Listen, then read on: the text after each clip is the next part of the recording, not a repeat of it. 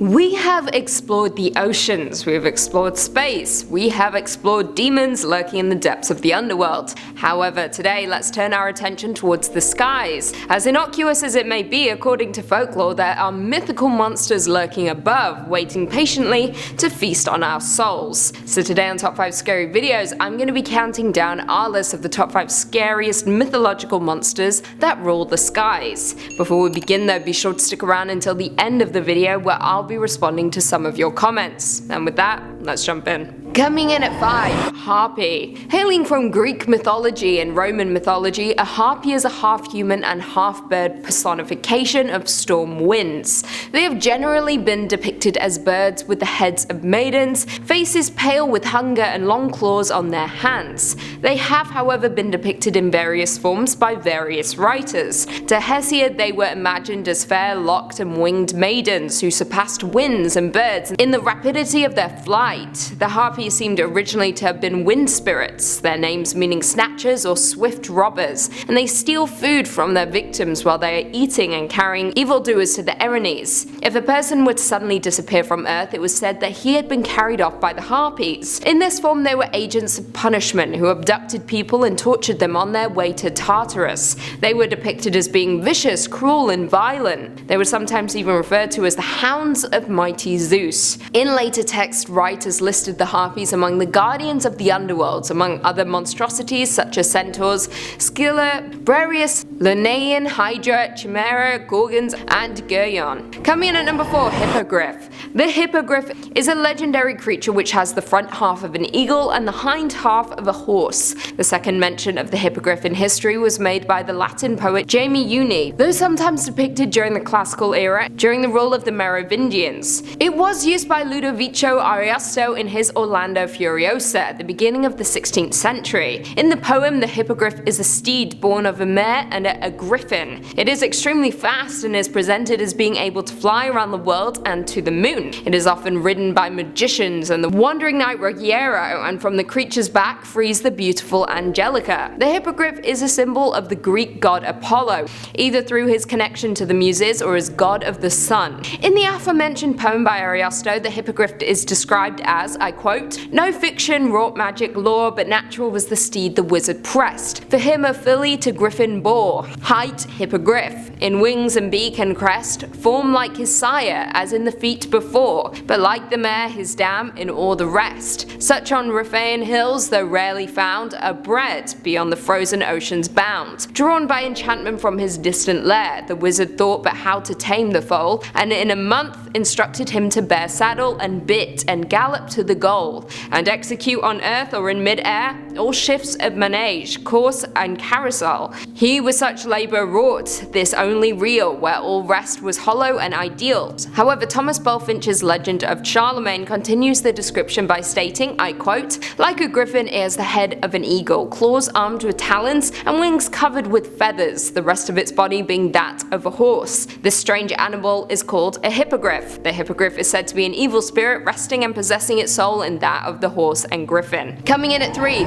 Sylph. Sylph is a mythological air spirit, with the term originating in the 16th century works of Paracelsus, who described sylphs as invisible beings of the air, his elementals of air. In the Liber de Nymphis of the Philosophia Magna, Paracelsus discusses the characteristics of the elementals at length. Sylphs are rougher, coarser, taller and stronger than humans. Sylphs are said to be closer to humans in conception because they move through the air like we do. While in fire they burn, in water they drown, and in earth they get stuck. In 1765, the French author Jean-François Marmental had found the Sylph legend to be notable enough to be included among his moral tales, the story of the Sylph husband, in which a young woman obsessed with the idea of marrying a Sylph is deluded into falling in love with her arranged husband after he impersonates one. Savage. As you would expect, Sylphs have often been compared to fairies due to their association with the ballet La Sylphide, where Sylphs are identified with fairies and the medieval legends of Fairlands, as well as the confusion with other airy spirits. A slender woman may be referred to you as a sylph.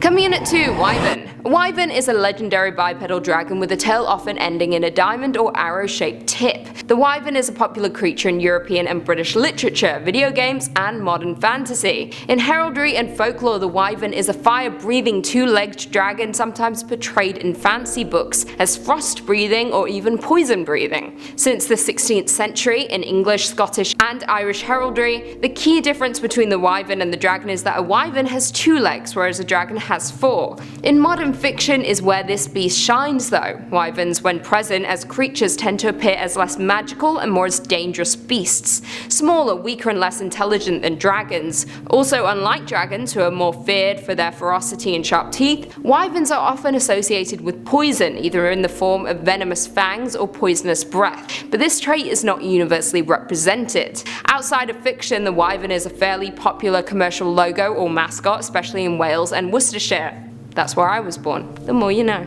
As well as it is a frequent mascot of athletic teams, colleges, and universities. In English heraldry and vexillology, the wyvern often appears, typically depicted resting upon its legs and tail, but may also be depicted with its claws in the air and only supported by its tail.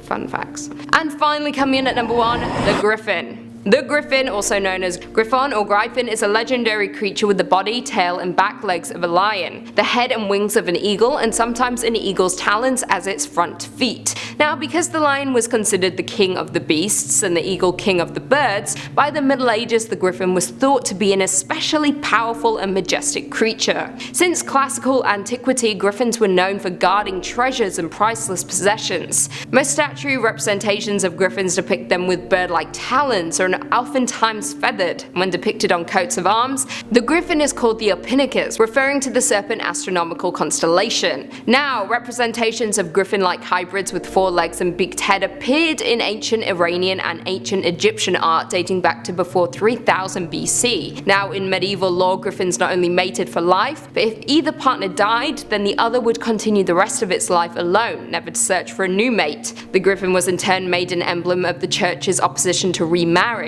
Being an aerial bird and a terrestrial beast, it was seen in Christendom to be a symbol of Jesus, who was both human and divine. John Milton in Paradise Lost 2 refers to the legend of the Gryphon in describing Satan as when a Gryphon through the wilderness with winged course o'er hill or moory dale pursues the Arimaspian who by stealth had from his wakeful custody purloined the guarded gold. Younger viewers may also be familiar with the Gryphon from the Harry Potter series, who also guards gold. Well, there we have it. Do you guys agree with that list? Were there any mythological monsters that we missed? Leave us all your thoughts and feelings in the comments down below and perhaps we can do a part 2. Before I go though, I just want to respond to a few comments from one of our last videos. Top 5 scariest aquatic monsters you need to read about.